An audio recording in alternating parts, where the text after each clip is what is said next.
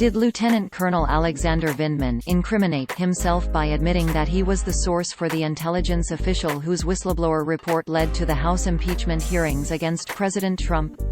No, that's not true. Lieutenant Colonel Vindman acknowledged that he shared information about President Trump's controversial phone call with Ukraine's president with an intel official, but he did not testify that the official was the whistleblower. The admission that Vindman, who was the National Security Council's Ukraine expert, shared his concerns about the call with an intelligence official is not an incrimination, since there is no reason to believe it would be a crime. Vindman also said he did not know the identity of the whistleblower.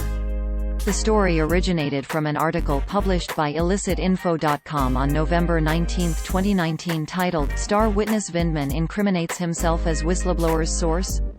Admits to sharing contents of Trump-Zelensky phone call, refuses to divulge with who, which opened."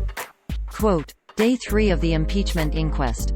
Lieutenant Colonel Alexander Vindman outs himself as a participant in intelligence community's attempted coup, under questioning from the ranking member of the House Intelligence Committee, Devin Nunes, RCA. Lieutenant Colonel Alexander Vindman outed himself as the whistleblower's source when he had this homina moment.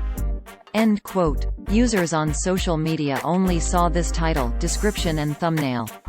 Quote, Star witness Vindman incriminates himself as whistleblower's source? Admits to sharing contents of Trump-Zelensky phone call, refuses to divulge with who opinion. Lawrence David, Day 3 of the impeachment inquest. Lieutenant Colonel Alexander Vindman outs himself as a participant in intelligence community's attempted coup. Under questioning from the ranking member of the House Intelligence Committee, Devin Nunes, RCA, Lieutenant Colonel Alexander Vindman outed himself. End quote. Lieutenant Colonel Vindman was put in a tight spot during his testimony on November 19, 2019 as Representative Devin Nunes pressed him to name everyone he had talked to concerning the Trump call with Ukraine President Zelensky. Vindman declined to name the intelligence official, just as Intelligence Committee Chairman Adam Schiff reminded the panel and witness that impeachment rules prevented the outing of the whistleblower. While it might be deduced that this unnamed official might be the whistleblower, Vindman testified that he was unaware of the whistleblower's identity.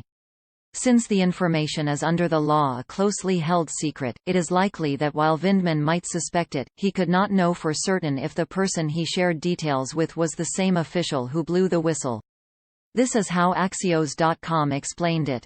Quote, Why it matters. After Vindman said he discussed the call, as a part of his position on the National Security Council, with State Department official George Kent and an unnamed intelligence official, the questioning devolved into a squabble over the impeachment inquiry's rules protecting the identity of the whistleblower. Vindman said that his counsel had advised him against discussing any specific members of the intelligence community. Schiff interjected during the line of questioning to state, if the witness has a good faith belief that this may reveal the identity of the whistleblower, that is not the purpose that we are here for, and I want to advise the witness accordingly. End quote.